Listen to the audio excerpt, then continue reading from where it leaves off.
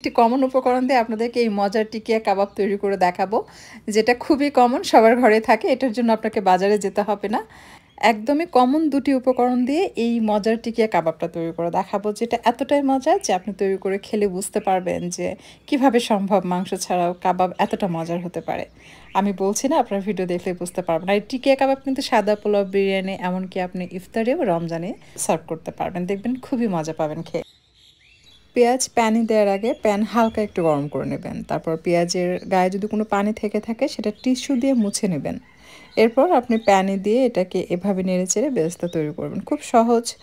প্রথম দিকে যখন পেঁয়াজটা একটু ভেজা থাকে তখন হালকা একটু লেগে যায়, তখন এভাবে করে আপনি একটু উঠায় নেবেন। তারপর যেটা করবেন যে এটাকে সমানভাবে ছড়িয়ে দিয়ে কিছুক্ষণ অপেক্ষা করবেন। তো কিছুক্ষণ পর পর এটাকে উল্টিয়ে পাল্টিয়ে বেরেস্তাটা করতে হয়। তবে চুলার তাপ একেবারেই কম থাকবে, বেশি তাপে রাখা যাবে না, তাহলে কিন্তু আবার পুড়ে যাবে। তো এভাবে ছড়িয়ে ছিটিয়ে কিছুক্ষণ রাখবেন। তারপর আবার এভাবে উল্টিয়ে পাল্টে দিবেন। যখন পানিটা ড্রাই হয়ে যাবে তখন দেখবেন আর প্যানে লেগে যাবে না। খুব সুন্দরভাবে কিন্তু আপনি তেল ছাড়া এভাবে পেঁয়াজের বেরেস্তা তৈরি করতে পারবেন। দেখতে পেলেন তো, আমি কিন্তু এক ফোঁটা তেলও এখানে ব্যবহার করিনি, বাট পেঁয়াজের বেরেস্তা রেডি। আর এটা কিন্তু বেশ ক্রিস্পি হয়, আপনার শব্দ শুনলেই বুঝতে পারবেন।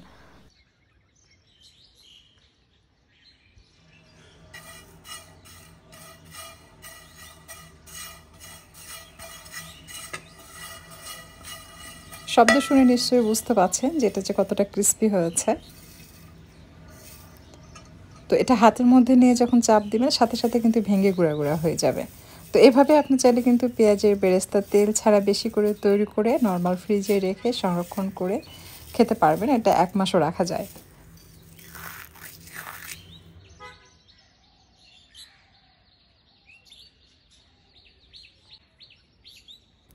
এই টিকিয়া কাবাবের মেইন উপকরণ হচ্ছে আলু। বড় সাইজের 2টি আলু পরিষ্কার করে ছোট ছোট টুকরা করে কেটে পর্যাপ্ত পরিমাণ পানি দিয়ে এটাকে সেদ্ধ করে নিতে হবে।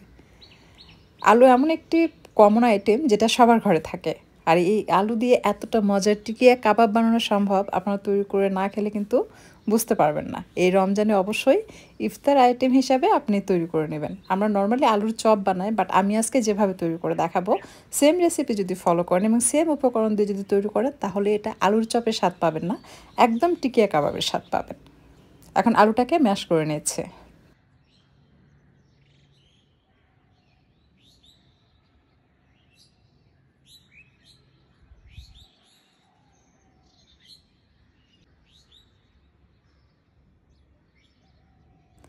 ভালোভাবে আলু ম্যাশ করা হয়ে গেলে প্রথমেই অ্যাড করব মরিচের গুঁড়া। আমি একটু উঁচু করে 1/2 চা চামচ মরিচের গুঁড়া নিয়েছে। সাথে দিয়ে দিচ্ছি 2 চিমটির মতো হলুদের গুঁড়া, সুন্দর কালার আসার জন্য। তবে খুব বেশি হলুদের গুঁড়া দেওয়া যাবে না, তাহলে স্বাদটা ভালো আসবে না। 1/2 চা চামচ ভাজা জিরার গুঁড়া দিয়ে দিচ্ছে। 1 চা চামচের একটু কম গরম মশলার গুঁড়া, তবে সমান করে নিলে কিন্তু 1 চামচই হবে। আর 1/4 চা চামচ কালো গোলমরিচের গুঁড়া।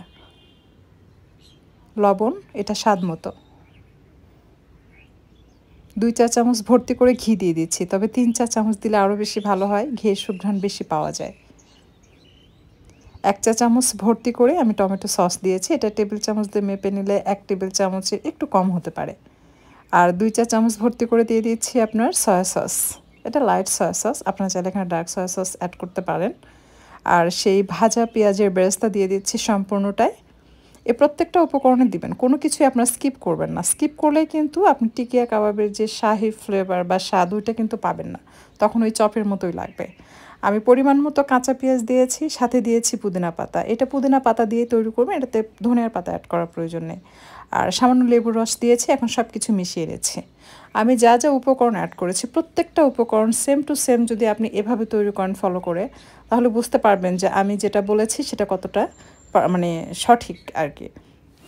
কারণ অনেকে কী করেন, হয়তো সয়া সস অ্যাড করবেন না, পেঁয়াজের বেরেস্তা অ্যাড করবেন না, আবার হয়তো দেখা যায় যে আপনি ঘি অ্যাড করছেন না, টমেটো সস অ্যাড করছেন না। এই 4টা উপকরণ বাদ দিয়ে যদি আপনি তৈরি করেন, তাহলে কিন্তু আপনি নর্মাল আলুর চপের স্বাদই পাবেন। তখন কিন্তু আপনি আর এই যে মাংসের যে একটা স্বাদ সেটা কিন্তু পাবেন না। এই পর্যায়ে আমি 1 চা চামচ আদা রসুন বাটা দিয়েছি। এটা অপশনাল, এটা চাইলে আপনারা স্কিপ করতে পারেন। এটা দিলেও যেমন, না দিলেও তেমন। মানে আদা রসুন বাটা দেওয়ার জন্য যে এটা স্বাদের উপরে ইফেক্ট পড়ে বা না দিলে পড়ে না, এরকম কিছু না, স্বাদ একই রকমই আসে। আর সাথে দিয়ে দিচ্ছি কাঁচামরিচ কুচি। আমি এখানে 2টি কাঁচামরিচ কুচি অ্যাড করেছি। আর দিয়ে দিচ্ছি ব্রেড ক্রাম্বস। এটা অবশ্যই দিবেন। এটার জন্য একটু মিষ্টি মিষ্টি টেস্ট আসে, যেটার জন্য কিন্তু খুব ভালো লাগে। পাশাপাশি এটা বাইন্ডিংয়ের কাজ করবে, কারণ আলুটা কিন্তু একটু নরম, আমরা এটার সাথে ডিম মিক্স করব, তখন এটা লিকুইড হয়ে যাবে। ব্রেড ক্রাম ইউজ করলে সেটা ততটা লিকুইড হয় না, একটু শক্ত থাকবে। এটা খুব ভালো আর কি, টেস্টের জন্য ভালো, বানাতেও সুবিধা। আর সেদ্ধ ডিম দুটো দিয়ে দিচ্ছে, আপনি চাইলে একটাও দিতে পারেন। একটা আলুর সাথে একটা ডিম দিয়ে আপনি কাবাব বানিয়ে নিতে পারবেন, তাতেও 4-5 জনকে পরিবেশন করতে পারবেন। তো সেদ্ধ ডিম গ্রেট করে নিয়েছি, এখন এটাকে আলতো হাতে মিক্স করছি।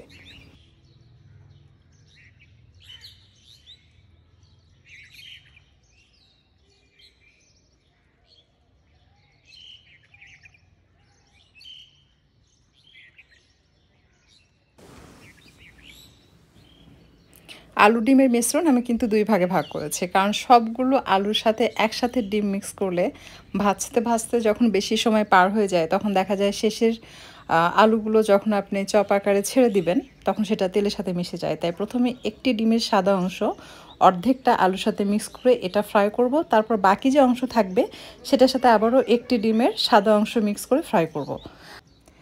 আর একটা বিষয়, সেটা হচ্ছে আপনি ডিম মিক্স করার পর কিন্তু আলু এভাবে রেখে আধা ঘন্টা পর এসে যে ফ্রাই করবেন, সেটা কিন্তু হবে না। আপনি যখন ভেজে নেবেন, অর্থাৎ তেল চুলায় গরম করতে বসাবেন, এদিকে আপনি আলুর সাথে ডিমের সাদা অংশটা মিক্স করে নেবেন। মিক্স করে সাথে সাথে তৈরি করে ফ্রাই করবেন। তাহলে অনেক সময় দেখা যায় যে অনেক আপুরে বলেন যে এটা ছেড়ে দেওয়ার পর তেলের সাথে মিশে যায়, সেটা হবে না, এটা বাইন্ডিং হয়ে থাকবে।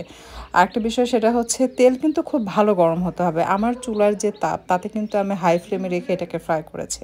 তেল যদি হালকা গরম থাকে, সেক্ষেত্রেও কিন্তু আপনি আলু ছেড়ে দিলে এটা মিশে যাবে। তাই তেল হালকা গরম হওয়া যাবে না, প্রথমে একটু ছেড়ে পরীক্ষা করে দেখবেন যে তেল ভালো মতো গরম হয়েছে কিনা। খুব ভালোভাবে তেল গরম হলে সবগুলো আলুর চপ একটা একটা করে দ্রুত একই সাথে ছেড়ে দিবেন। আপনি একটা একটা করে তৈরি করবেন আর ছাড়বেন, তখন দেখবেন একটা আগেই হবে, একটা পরে হবে। আবার আলুর চপ দেওয়ার পর আপনি কিন্তু নেড়ে চেড়ে দিতে পারবেন না, কারণ হচ্ছে ভেঙে যাবে, এটা সফট একটা আইটেম। সো আপনি কড়াই ধরে জাস্ট তেলটাকে ঘুরিয়ে ঘুরিয়ে এরকম লালচে হয়ে আসা পর্যন্ত অপেক্ষা করবেন। যখন আপনার এই টিকিয়া কাবাবটা লালচে হয়ে আসবে, তখন এটা শক্ত হবে, তখন আবার আপনি উল্টিয়ে পাল্টে দিবেন, তখন এটা আর ভেঙে যাবে না বা কোনো কিছু হবে না। আপনারা দেখতেই পাচ্ছেন একদম পারফেক্টভাবে কিন্তু আমি আলুর টিকিয়া কাবাব ভেজে নিয়েছি। টিকিয়া কাবাব ভাজার যে সঠিক নিয়ম আমি কিন্তু ডিটেলসে বলেছি। তারপর অনেক সময় দেখা যায় যারা নতুন রাঁধুনি, তাদের অনেক সময় প্রবলেম হয়।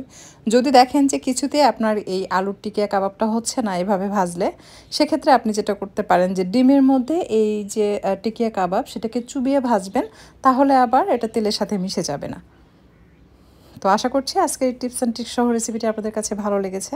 যদি ভিডিওটি ভালো লাগে, লাইক, কমেন্ট এবং শেয়ার করবেন। আর বাসায় যদি এটা ট্রাই করেন, অবশ্যই আমাকে লিখে জানাবেন আপনাদের কাছে কেমন লেগেছে।